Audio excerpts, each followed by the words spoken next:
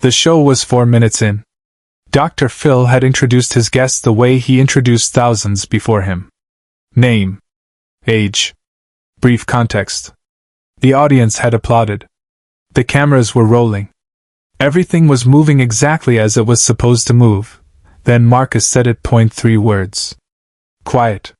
Delivered without drama, without build-up, without any of the theatrical weight the words deserved. Just stated. Like a fact. Like something he'd accepted so completely that he'd forgotten it still had the power to stop a room. I attended mine. Dr. Phil's hand stopped mid-gesture.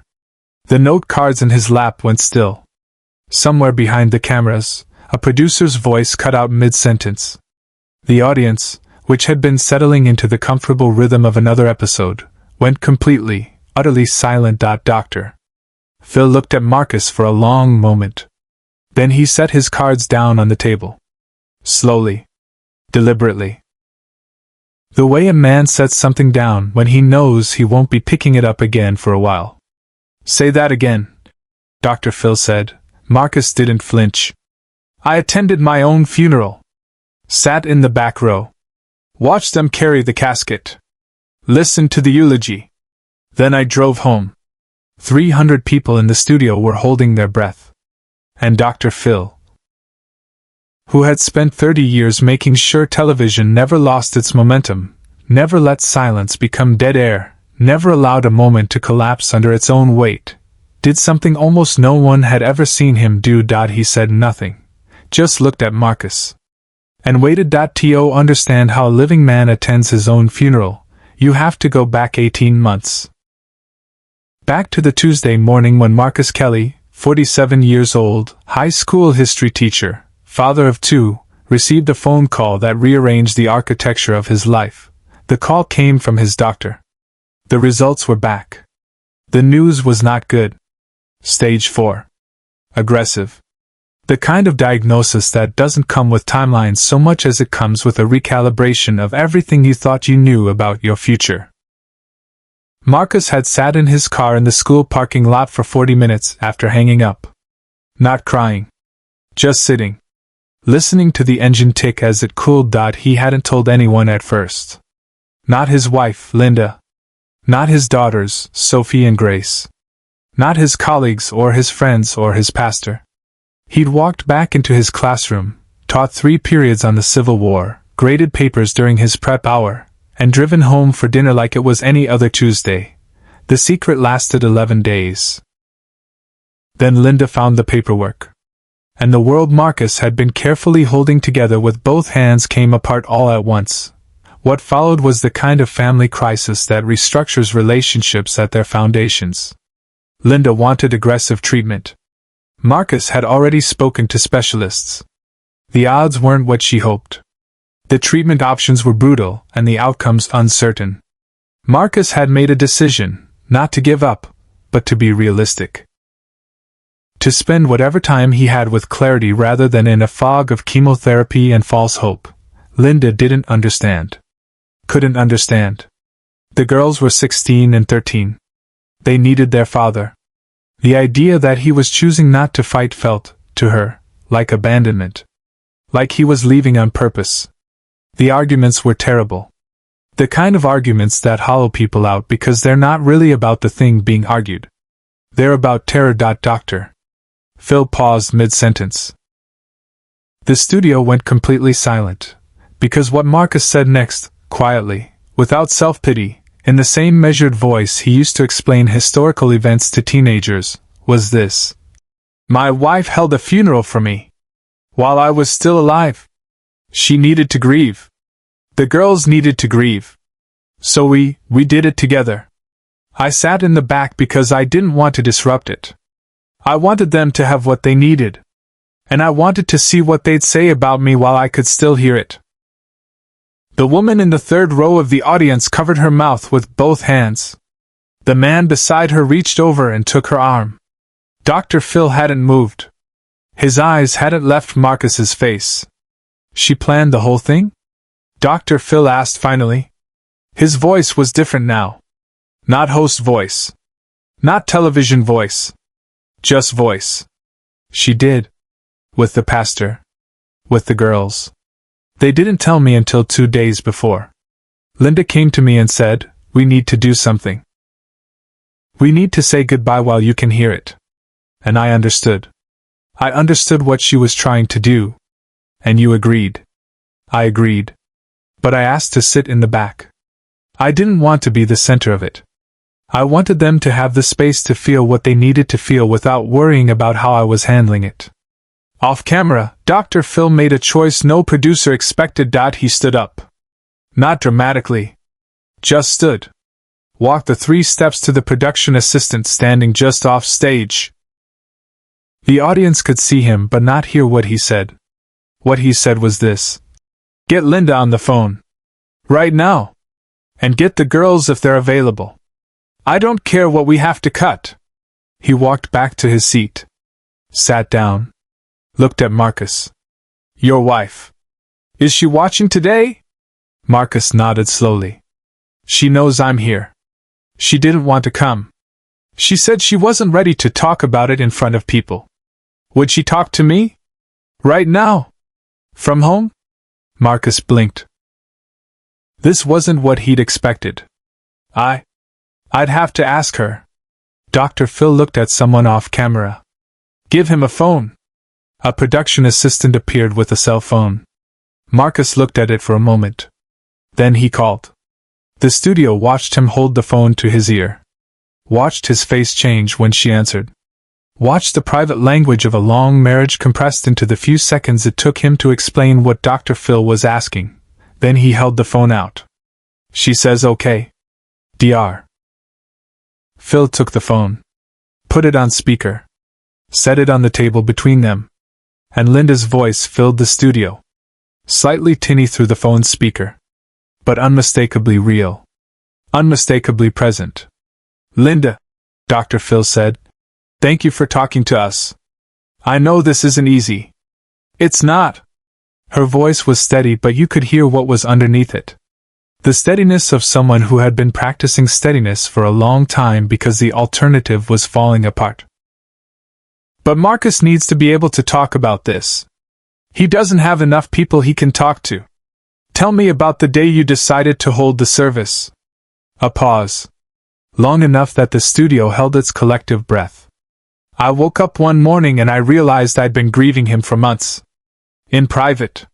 In the middle of the night. In the car. In the shower.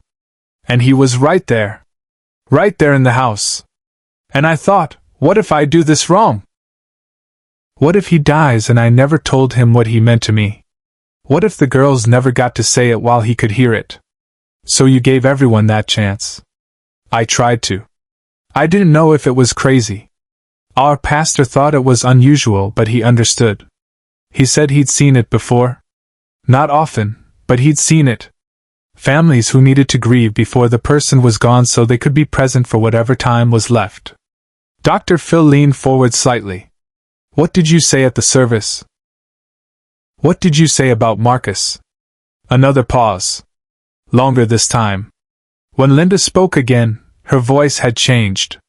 The steadiness was still there, but something else had come through it.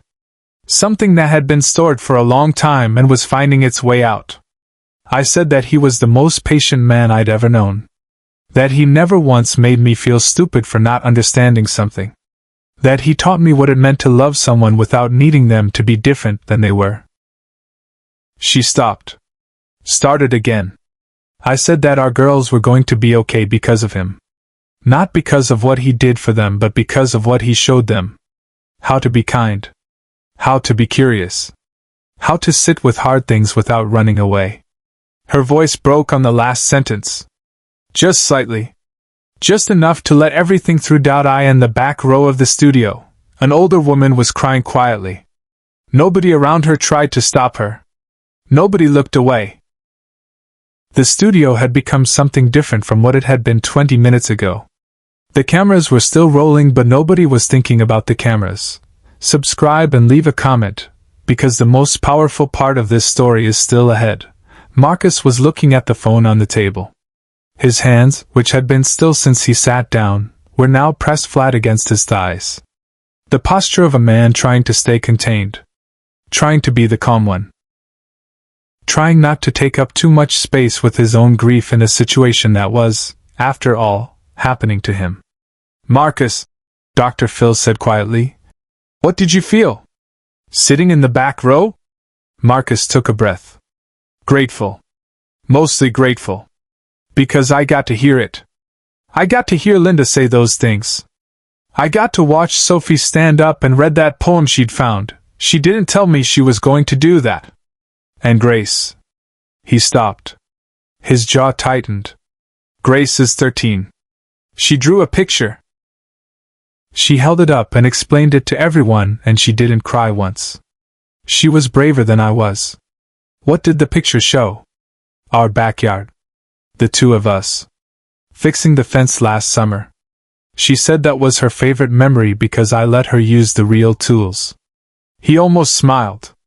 "Not quite. I've been thinking about that fence ever since." "What have you been thinking about it?" "That I should fix the back section before." He stopped.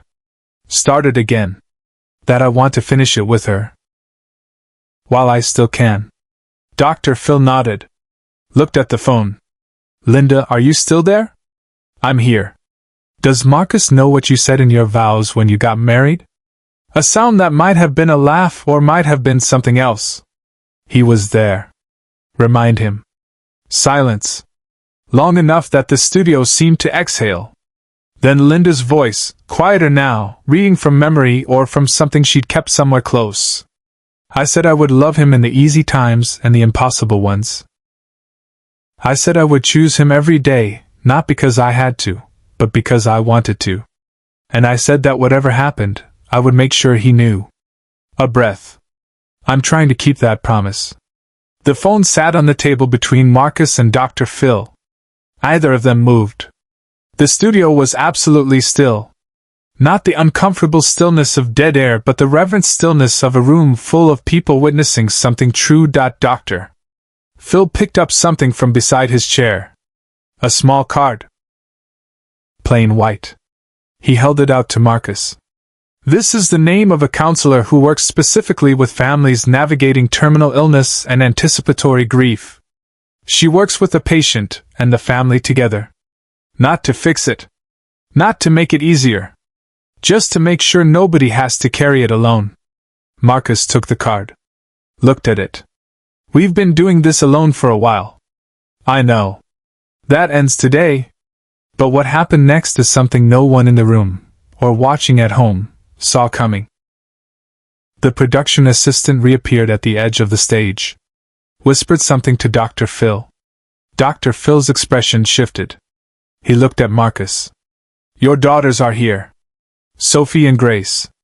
They came with Linda's sister this morning. They've been in the green room." Marcus went still. "They didn't tell me. Linda arranged it. She thought you might need them." Dr. Phil paused. "Do you want them to come out?" Marcus looked at the phone on the table. At Linda's voice, still present, still listening. He nodded. Once. He couldn't speak. Sophie was 17 now, not 16. She'd had a birthday since the diagnosis. She walked out first, moving quickly the way teenagers move when they're trying not to look like they're trying. Grace was behind her, smaller, slower, holding something flat against her chest. They didn't go to the guest chairs. They went straight to their father. Sophie sat on the armrest of his chair. Grace stood in front of him and held out what she'd been carrying. It was a drawing. Not the one from the service. A new one. Done that morning, probably in the green room while they waited. The backyard again. The fence again. But this time finished. Complete. And the two figures standing beside it were both holding tools. Marcus looked at it for a long time. Then he looked at Grace. "You finished it," he said. "We're going to finish it," she said. "Together. Before winter." Share and subscribe. Make sure this story is never forgotten. Marcus kept the drawing. Folded it carefully and put it in his shirt pocket. Close to his chest. The card Dr. Phil had given him went into his wallet.